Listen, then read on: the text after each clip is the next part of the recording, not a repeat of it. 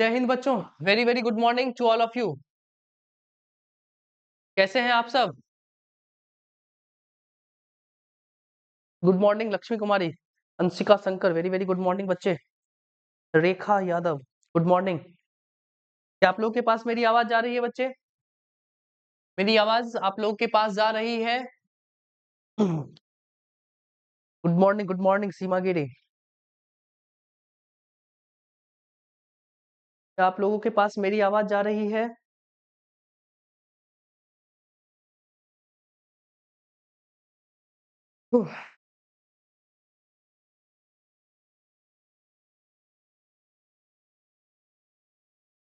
सारी बातें क्लियर है? बढ़िया।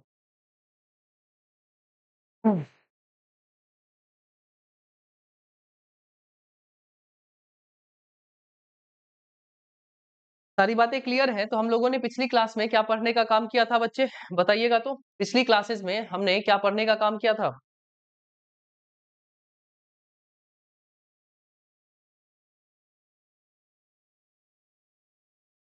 हमने पिछली क्लास में क्या पढ़ने का काम किया था बच्चे?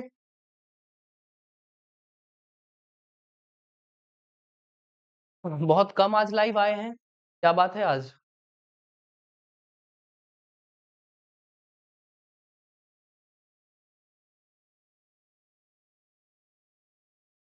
पिछली क्लास में हमने क्या पढ़ने का काम किया था? हमने पेयर कंजंक्शंस के बारे में पढ़ना जारी रखा था। सो और एज के पेयर को देखा था, सच और दैट का पेयर देखा था। इन सब के पेयर के बारे में हम लोगों ने पिछली क्लासेस में पढ़ा था। कुछ पिछली क्लासेस का रिवीजन मैं करवा देता हूँ, ठीक है? कुछ सेंटेंस मैं आपके सामने दे रहा हूँ, पिछली क्लासेस के ही सेंटेंसेस हैं। पिछली क्लासेस के रिवीजन के लिए मैं आपके लिए सेंटेंसेस दे रहा हूँ। इसे आप लोग को जिस तरीके से बताया गया है आप अपना दिमाग लगाइए और इसे बनाने का काम करिए, ठीक है?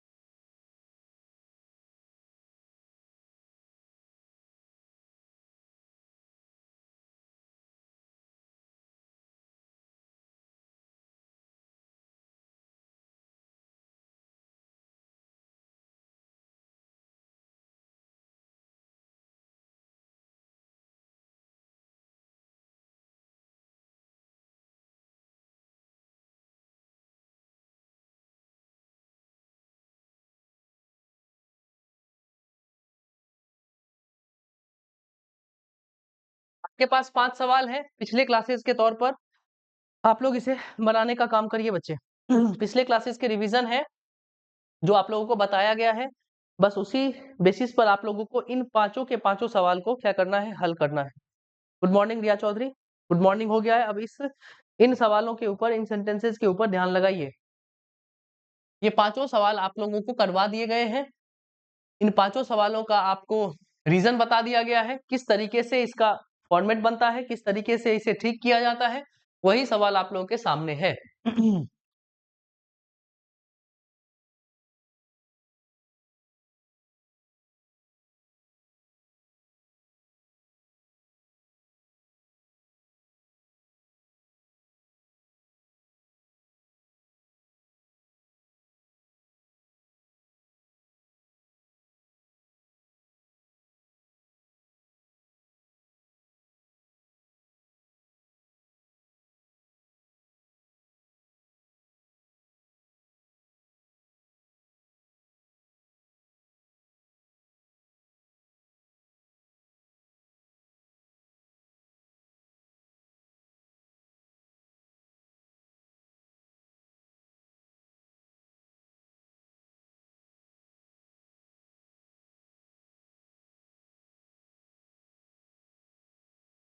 बनाइए बनाइए, सारे जल्दी जल्दी बनाइए।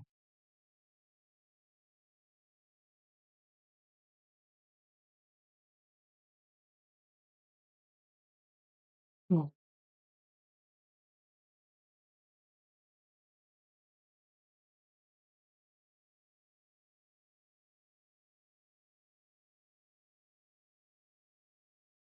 थोड़ा सा और कॉन्सेप्ट क्लियर करिए सीमा गिरी, थोड़ा सा कॉन्सेप्ट आपको क्लियर करने की जरूरत है।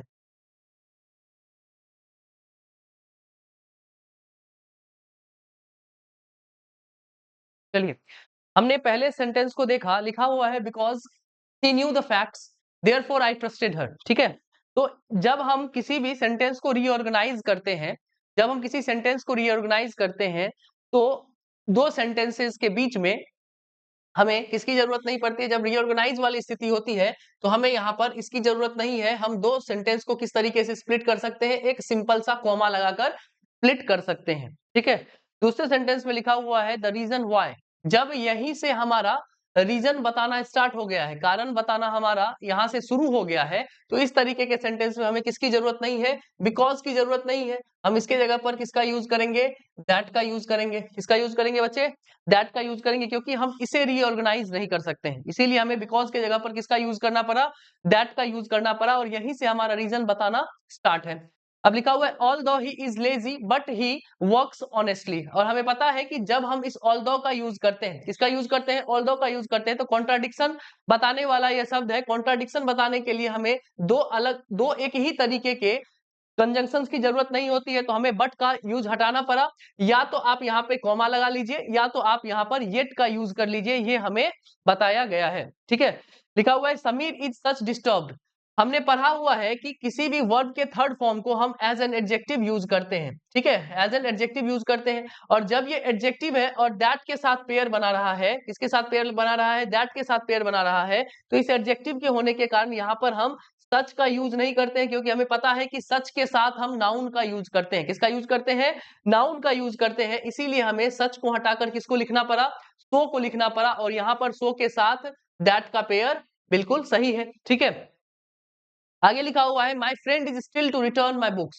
यहाँ पर जब हम इस सेंटेंस को देखते हैं तो यहाँ पर एक अनफुलफिल्ड एक्शन के बारे में बताया गया है। जब अनफुलफिल्ड एक्शन होता है तो कल हमने देखा था कि हम ये स्टिल का यूज नहीं करते हैं, अनफुलफिल्ड एक्शन के लिए हम किसका यूज करते हैं, येट का यूज करते हैं। किसका यूज करते हैं बच्चे, येट का यूज करते हैं। ठीक है, बढ़िया, बहुत बढ़िया, बहुत सुंदर अंशिका, बहुत सुंदर।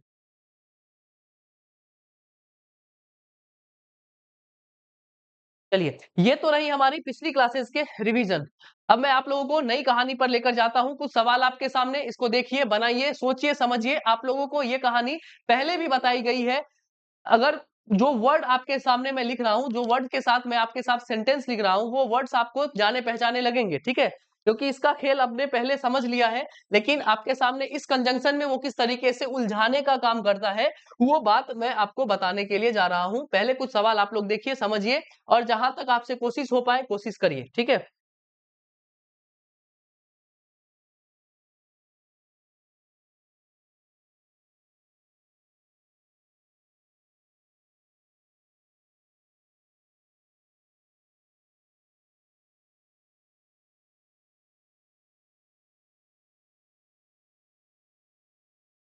हम्म।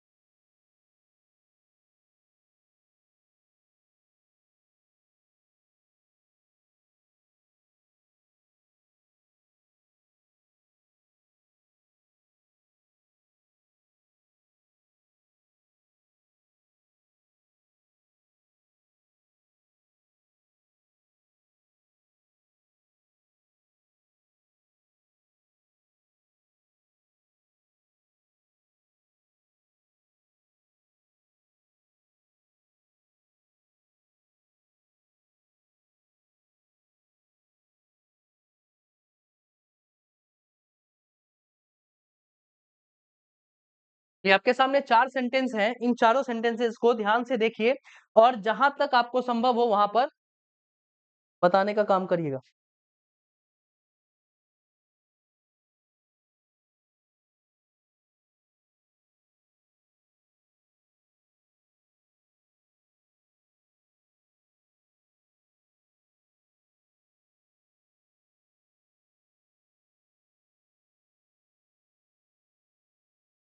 छोड़िए इन सब बातों को, एक सेंटेंस मैं आपके सामने लिख रहा हूं, एक सेंटेंस मैं आपके सामने लिख रहा हूं, इस सेंटेंस को आपको जहां तक ठीक करना सिखाया गया है, ठीक है? आपको देखना मैं मुझे देखना है कि क्या आप लोगों को ये बात रिवीजन में आई है या नहीं आई है, रिवीजन आप करके आए हैं या नहीं आए हैं। मैं आपके सामने बस एक सेंटेंस लिख रहा हूं, इसे ठीक करके मुझे बताने का काम करिएगा, ठीक है? लिखा हुआ है नेवर ही सेड एनीथिंग। अब आप लोग दिमाग लगाइए कि इसे आप किस तरीके से ठीक किए थे, मैंने किस तरीके से इसे ठीक करना सिखाया था, ठीक है? इसे आप बनाने का काम करिए, नेवर ही सेड एनीथिंग।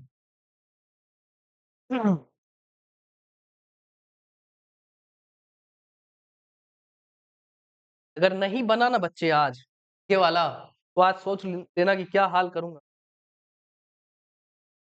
सबको एक एक करके मैं इस कोर्स से हटवा दूंगा।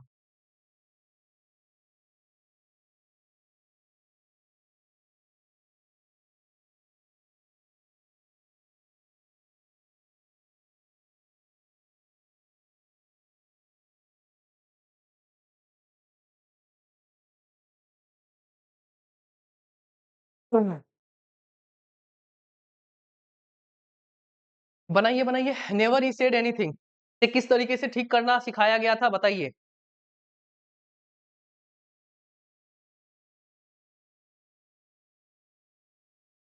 ये अगर बता दिया आदमी तो ये पीछे वाला जो भी कहानी लिखा हुआ है उसे समझना चुटकियों का काम है।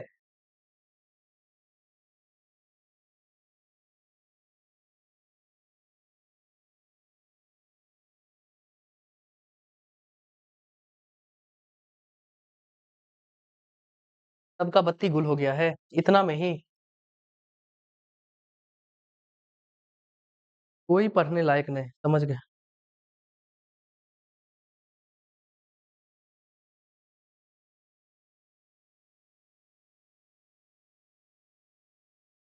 आप लोगों को एडवर्ब में ये कहानी बताई गई है इन्वर्जन के नाम पर। अगर कोई भी निगेटिव एडवर्ब, अगर कोई भी निगेटिव एडवर्ब हम लोग सेंटेंस के स्टार्टिंग में लाते हैं तो हमें यहाँ पर इन्वर्जन की जरूरत होती है। इन्वर्जन के लिए हम इस मेन वर्ब से क्या निकालते हैं, इस मेन वर्ब से एक हेल्पिंग वर्ब निकालते हैं, और हमने यहाँ से हेल्पिंग वर्ब निकाला और क्या लिखा यहाँ पर, डिड लिखा। तो हमारा क्या सेंटेंस बना, never did he say anything. ठीक है, तो यहाँ पर कौन सी कहानी समझ में आई, यहाँ पर हमारा इन्वर्जन समझ में आ रहा है। नेवर डिड ही कहाँ गया, ही कहाँ गया मुस्कान कुमारी, समझ आप तो बताई है, ही कहाँ गया, सब्जेक्ट उड़ा दिए हैं। बहुत बढ़िया, सीमा का आंसर सही है। तो हमें यहाँ पर इन्वर्जन के बारे में बताया गया था कि अगर कोई भी निगेटिव एडवर्ब से हम सेंटेंस की शुरुआत करते हैं तो निगेटिव एडवर्ब होने के कारण वहां पर इन्वर्जन की जरूरत होती है। किसकी जरूरत होती है, इन्वर्जन की जरूरत होती है। और इन्वर्जन के लिए हमें हेल्पिंग वर्ब लिखना पड़ता है, उसके बाद सब्जेक्ट, उसके बाद मेन वर्ब, उसके बाद जो कहानी लिखी हुई होती है वो एज इट इज चलते रहती है। तो हम अगर यहाँ पर कायदे से देखें तो ये जो हमारा हार्डली लिखा हुआ है यह भी क्या है, एक निगेटिव एडवर्ब है। क्या है, निगेटिव एडवर्ब है। अगर हमारे पास निगेटिव एडवर्ब है तो क्या करिए, तो यहां से हमें क्या निकालना पड़ेगा, इस इंटर्ड से हमने क्या निकाला, यहां से हेल्पिंग वर्ब निकाला और यहां पर हमें क्या लिखना पड़ा, डिड लिखना पड़ा। तो हमें पता चला कि यहां पर क्या होना चाहिए था, hardly did he inter his office. ठीक है, उसके बाद अगर हम इस रेयरली को देखते हैं तो रेयरली अपने आप में क्या है, निगेटिव एडवर्ब है। तो ये हैड का यहां पर जरूरत नहीं था, हैड कहां पर होना चाहिए था, इस रेयरली के तुरंत बाद होना चाहिए था। ठीक है, तो बात क्या समझ में आई कि यहाँ पर जो हमारा जो प्रोसेस चल रहा है, यहाँ पर जो प्रोसेस चल रहा है उसमें क्या काम आ रहा है, तो यहाँ पर इन्वर्जन काम में आ रहा है। क्या काम में आ रहा है बच्चे, इन्वर्जन काम में आ रहा है। अब इन्वर्जन के लिए क्या होना चाहिए, स्ट्रक्चर, तो हम क्या लिखने का काम करते हैं, एडवर्ब लिखने का काम करते हैं। फिर इसके बाद हम तुरंत क्या लेकर आते हैं, हेल्पिंग वर्ब, फिर सब्जेक्ट, फिर मेन वर्ब, और इसके बाद की कहानी अपनी चलती रहती है। ठीक है, इन्वर्जन का कहानी आप लोगों को बताया गया है, वही मैंने यहाँ पर लिखा है। अब इस एडवर्ब के रूप में, अब इस एडवर्ब के रूप में हम लोग क्या लिखते हैं, लिखने के लिए हम लोग कोई भी निगेटिव एडवर्ब लिख सकते हैं, हार्डली लिख सकते हैं, रेयरली लिख सकते हैं, ठीक है, स्कार्सली लिख सकते हैं, बेयरली लिख सकते हैं। इस तरीके के जितने भी निगेटिव एडवर्ब्स हैं हम इसके साथ लिख सकते हैं। और इसके बाद हम लोग क्या चीज बनाने का काम करते हैं, इन्वर्जन बनाने का काम करते हैं। तो अगर आपके सामने टेंस कौन सा है, पास्ट टेंस है, तो आप लोग डिड लगाने का काम करते हैं, फिर आप सब्जेक्ट लिखते हैं, फिर उसके बाद मेन वर्ब लिखते हैं। अगर आपके पास सिंपल प्रेजेंट टेंस का आता है तो आप डू या डज लिखते हैं, फिर सब्जेक्ट लिखते हैं और फिर मेन वर्ब लिखने का काम करते हैं। अगर आपके पास कोई भी परफेक्ट टेंस है प्रेजेंट का या पास्ट का, तो हम लिखते हैं पास्ट टेंस के लिए हैड पहले लाते हैं, फिर सब्जेक्ट लाते हैं, उसके बाद मेन वर्ब लाते हैं। तो हम किसी भी टेंस के साथ इसको क्या कर सकते हैं, इन्वर्जन ला सकते हैं। टेंस अपने जो भी अकॉर्डिंग, जो भी टेंस आएगा उसके अकॉर्डिंग हम लोग इन्वर्जन लाते हैं। अब यहाँ पर एक बात बताइए कि यहाँ पर ये तो हमने इन्वर्जन कर दिया, लेकिन अगर हम इधर देखें तो यहाँ पर दो अलग अलग सेंटेंस हमें दिखाई दे रहे हैं। यहाँ पर दो अलग अलग सेंटेंस हमें दिखाई दे रहे हैं। क्या इन दो अलग अलग सेंटेंसेस को कॉमा से स्प्लिट किया जा सकता है, क्या यहाँ पर कॉमा से काम चलेगा बताइए, क्या यहाँ पर कॉमा से काम चलेगा, बताइएगा।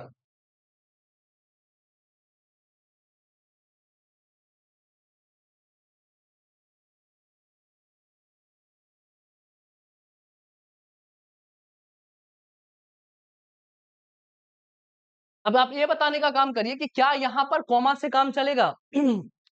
तो हमें पता है कि ये जो हमारे एडवर्ब्स है हार्डली, स्कार्सली, उसके बाद जितने भी यहाँ पर नेगेटिव एडवर्ब्स लिखे हुए हैं, ये सारे के सारे एडवर्ब ऑफ फ्रीक्वेंसी का काम करते हैं। किसका काम कर रहे हैं? फ्रीक्वेंसी बताने का काम कर रहे हैं, मतलब कि कौन काम कितनी बार हुआ है। ठीक है, कौन काम कितनी बार हुआ है, तो हमें ये भी पता है कि कौन काम कितनी बार हुआ है, तो एडवर्ब ऑफ फ्रीक्वेंसी टाइम की भी जानकारी देता है। जैसे कि मैं आपको बोलूं कि मैंने आज आपका क्लास कितने बजे शुरू किया? 10 बजे शुरू किया। कल कितने बजे शुरू किया था? तो 10 बजे ही। परसों कितने बजे शुरू किया था? उससे पहले कितने बजे शुरू किया था? तो ये काम क्या हो रहा है? लगातार चल रहा है। तो जब हमारा फ्रीक्वेंसी टाइम की भी जानकारी देता है, तो यहाँ पर एक बात का हमें पता चला कि इस टाइप के सेंटेंस को हम कॉमा लगाकर स्प्लिट नहीं कर सकते हैं। कॉमा की हमें जरूरत नहीं है। जब ये हमें टाइम की जानकारी देता है, तो हम इसे व्हेन से क्या कर सकते हैं बच्चे? स्प्लिट करते हैं। किससे स्प्लिट करते हैं? व्हेन से स्प्लिट करते हैं। तो अब यहाँ पर एक बात का पता चला कि यहाँ पर हमें कॉमा की जरूरत नहीं है। इस कॉमा को हटाकर हमें क्या लगाना पड़ेगा? वेल लगाना पड़ेगा। इस कॉमा की जरूरत नहीं है, हमें इन दोनों सेंटेंस को क्या करना पड़ेगा? वेल लगाना पड़ेगा।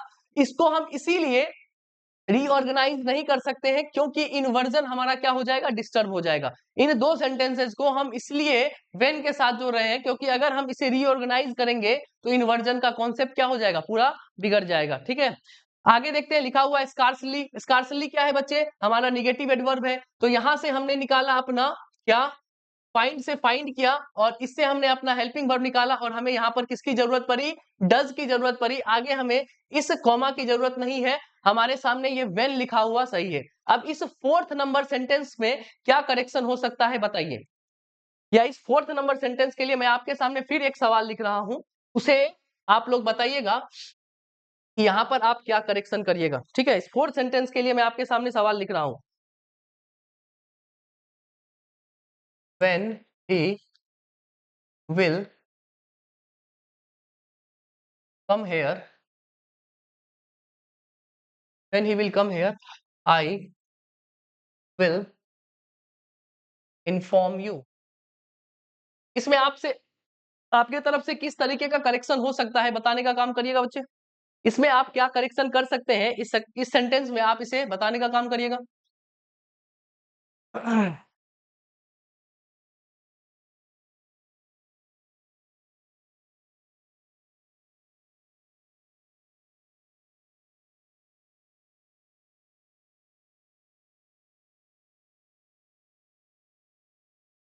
चलिए, हमें पता है कि ये कौन सा सेंटेंस है? कंडीशनल सेंटेंस है। ठीक है, कौन सा सेंटेंस है?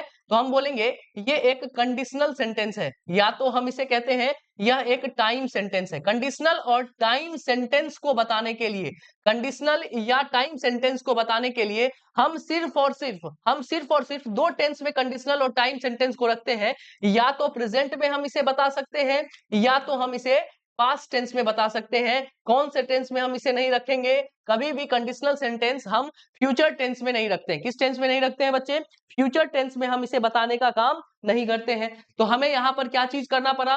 When he will come here I will inform you. तो हमें यहाँ पर क्या करना पड़ा? कंडीशनल सेंटेंस है, यहाँ पर कोई भी टाइम वाला शब्द जैसे ही हमने देखा कंडीशनल सेंटेंस बना, तो यहाँ पर हमें इस विल की जरूरत नहीं है। कम को हमने क्या कर दिया? ही के अकॉर्डिंग कम्स में चेंज कर दिया। किस में चेंज कर दिया? कम्स में चेंज कर दिया। यहाँ पर आई विल इन्फॉर्म यू इसीलिए ठीक है क्योंकि इसके साथ कोई भी टाइम बताने वाला चीज मौजूद नहीं है। टाइम बताने वाला शब्द यहाँ पर मौजूद नहीं है, यहाँ पर टाइम बताने वाला शब्द मौजूद था। तो हमें यहाँ पर ये पता चला कि ये जो हमारे पास जितने भी निगेटिव एडवर्ब्स हैं, हार्डली हो गया, स्कार्सली हो गया, ये सारे जितने भी हमारे पास निगेटिव एडवर्ब्स हैं, यह भी तो टाइम की ही जानकारी देते हैं। अभी हमने बताया जो फ्रीक्वेंसी की जानकारी दे रहा है वो ऑटोमेटिकली किसके बारे में बता रहा है? टाइम के बारे में बता रहा है। तो आपको यहाँ पर दो ऑप्शन दिए जाएंगे, यहाँ पर भी और यहाँ पर भी। जैसे ही व्हेन हमने देखा तो यहाँ पर भी आपको इसे चेंज करने के लिए दो ऑप्शन दिए जाएंगे। ठीक है, इसे चेंज करने के लिए दो ऑप्शन दिए जाएंगे। यहाँ पर आपको क्या दिया जाएगा? तो यहाँ पर आपको दिया जाएगा डज स्नेहा या फिर विल स्नेहा। ठीक है, आपके पास दो ऑप्शन है, क्या चूज करिएगा? यहाँ पर डज स्नेहा या फिर विल स्नेहा। समझ में आई बात? और वहां पर आप क्या चूज करिएगा?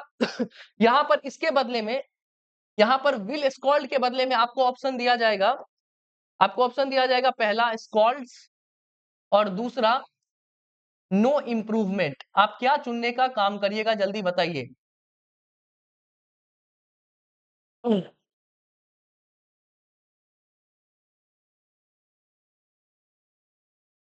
स्नेहा विल के जगह पर आप डज स्नेहा लिखिएगा या विल स्नेहा लिखिएगा, यहाँ पर विल स्कॉल्ड के जगह पर स्कॉल्ड्स लिखिएगा, या यहाँ पर कोई इंप्रूवमेंट की जरूरत नहीं है, बताइए।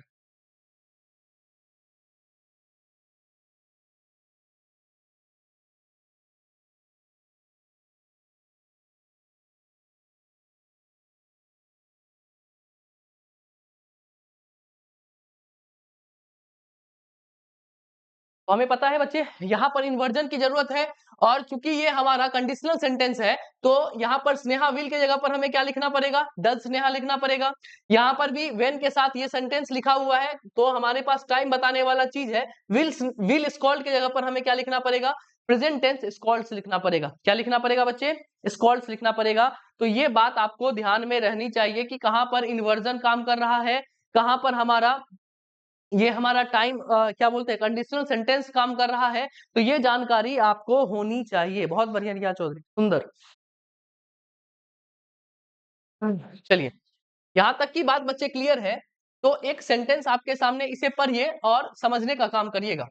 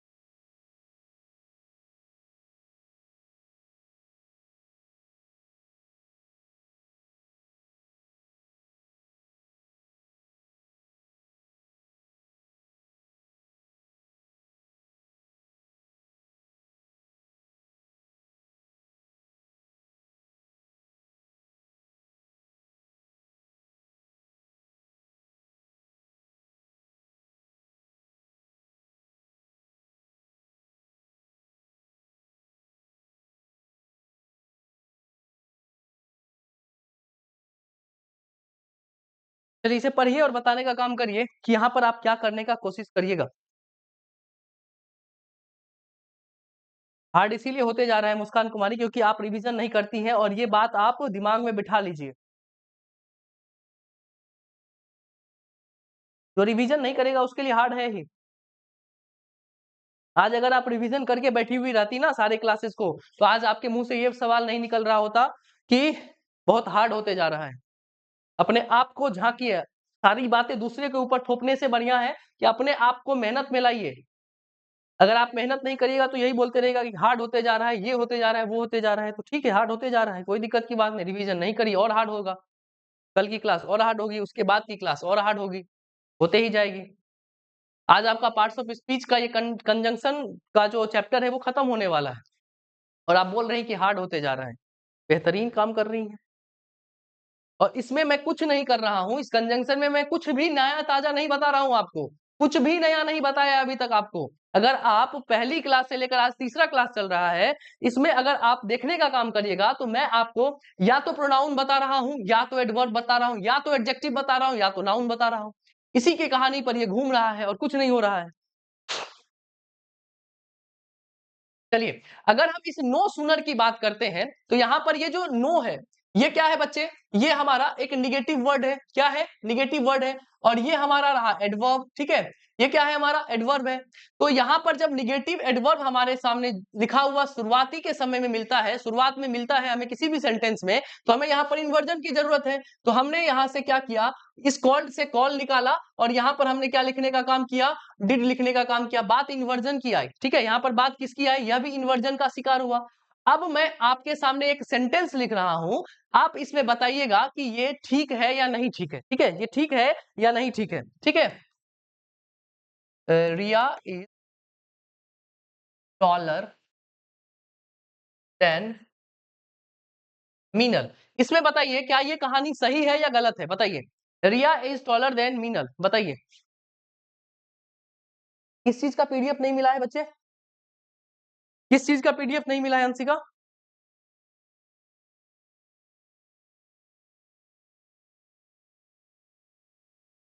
रिया इज टॉलर देन मीनल, क्या ये कहानी सही है। तो आप लोग बोलेगा कि हाँ ये कहानी सही है, क्यों? क्योंकि हमने यहाँ पर किस चीज का यूज किया, ये जो हमारा डॉलर है ये अपने आप में कॉम्पिटिटिव डिग्री है, और यहाँ पर हमने इस रिया का कंपैरिजन किसके साथ किया है, इस मीनल के साथ।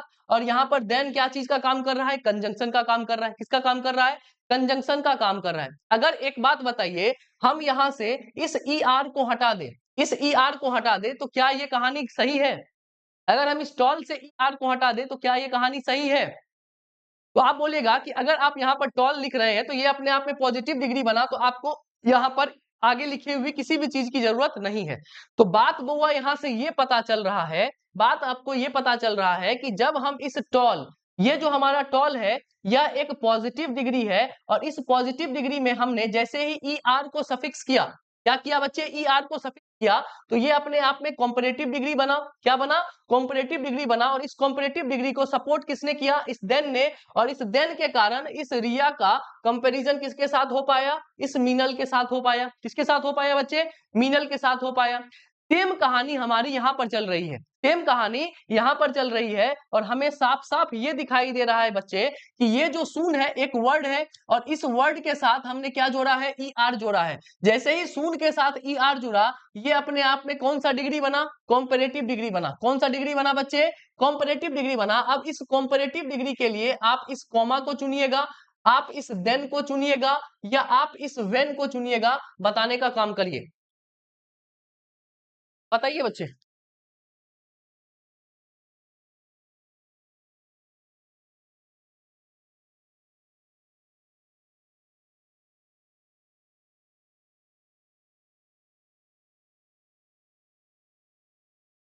कल वाला पीडीएफ, कौन सा पीडीएफ बताओगी तो, कौन सा पीडीएफ तुम्हें नहीं मिला? अंशिका शंकर, कौन सा कल वाला पीडीएफ? यहाँ पर बताइए, इस कॉम्पिटिटिव डिग्री के लिए आप इस कॉमा का यूज करिएगा, इस देन का यूज करिएगा, या इस वेन का यूज करिएगा, बताइए।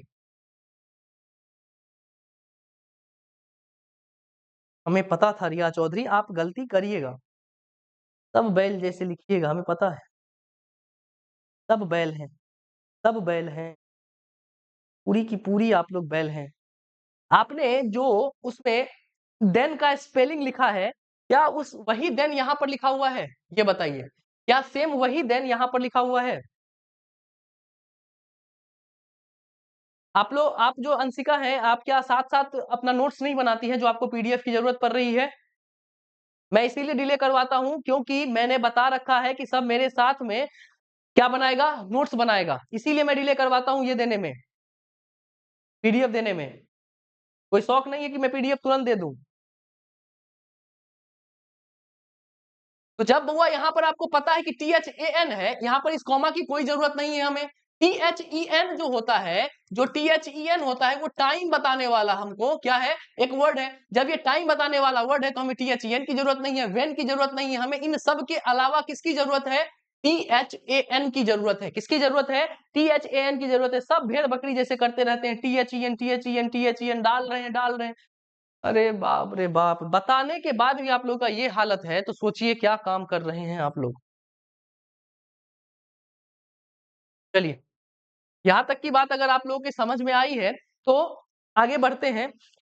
और यहां से एक कॉन्सेप्ट हमारे सामने निकल के आया, क्या समझ निकल के आया, अगर हमारे सामने नो सूनर, नो सूनर लिखा हुआ मिले, क्या लिखा हुआ मिले बच्चे, नो सूनर लिखा हुआ मिले, तो ये एक निगेटिव एडवर्ब है। क्या है, निगेटिव एडवर्ब है। तो यहाँ पर इन्वर्जन की जरूरत है। सबसे पहले हेल्पिंग वर्ब लाएंगे, फिर सब्जेक्ट लाएंगे, फिर मेन वर्ब लाएंगे, और आगे की कहानी हमारी चलती हुई जाएगी। और आगे अगले सेंटेंस से हमें जोड़ने के लिए, अगले सेंटेंस से हमें जोड़ने के लिए किसी की जरूरत नहीं है। इस के सामने हमें किसकी जरूरत है बच्चे, देन की जरूरत है। किसकी जरूरत है, देन की जरूरत है। अब इस नो सूनर के अलावा आपको नो क्विकर लिखा हुआ मिल जाए, क्या लिखा हुआ मिल जाए, नो क्विकर लिखा हुआ मिल जाए, नो लेटर लिखा हुआ मिल जाए, कहानी इस तरीके से ही चलेगी। किस तरीके से चलेगी वो आपको पता है, ठीक है।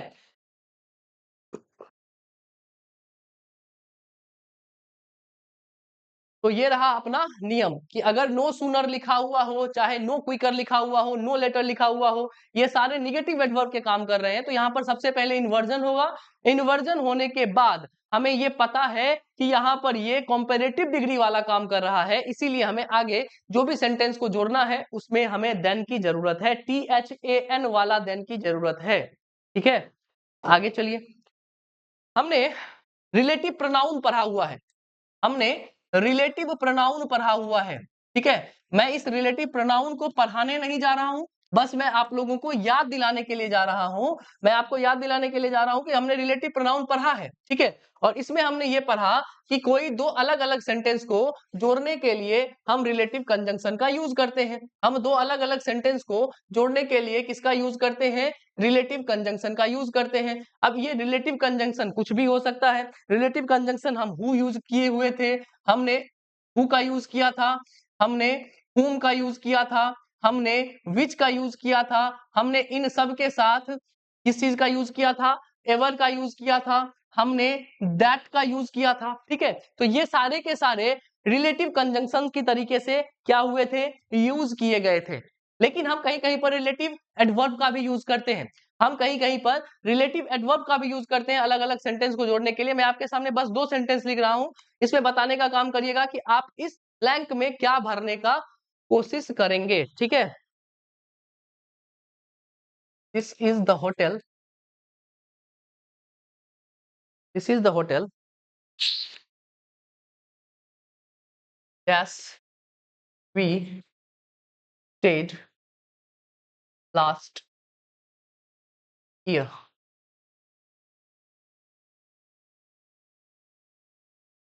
आई remember the day that my father gave me his car। बताइए आप इस दोनों ब्लैंक में क्या भरने का काम करिएगा?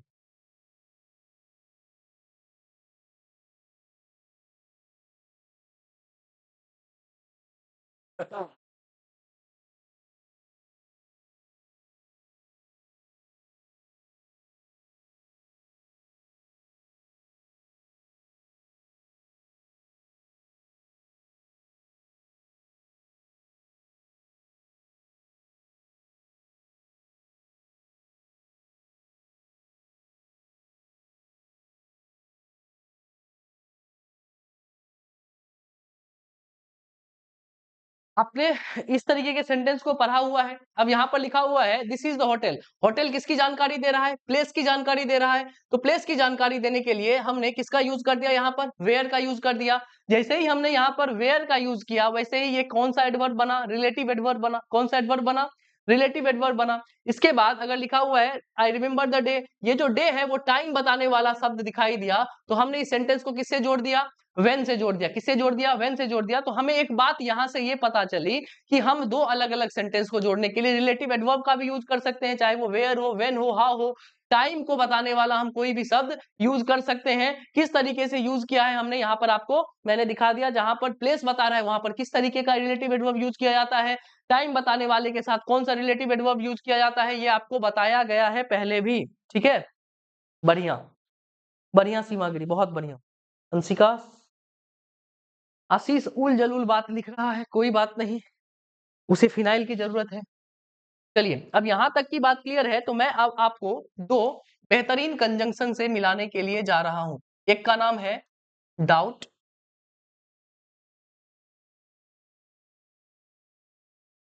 पहले का नाम है डाउट, और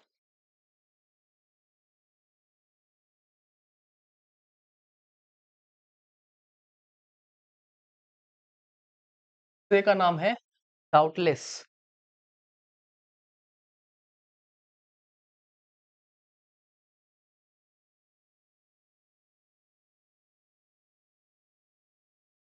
ठीक है, इन दो प्यारे प्यारे कंजंक्शन से आपकी मुलाकात होने वाली है। पहला है बच्चे डाउट, दूसरे का नाम है डाउटलेस। ठीक है, इसको समझने के लिए मैं आपके सामने चंद सवाल लिख रहा हूं, इसमें दिमाग लगाइएगा थोड़ा, उसके बाद मैं इसके बारे में डिस्कस करूंगा। ठीक है,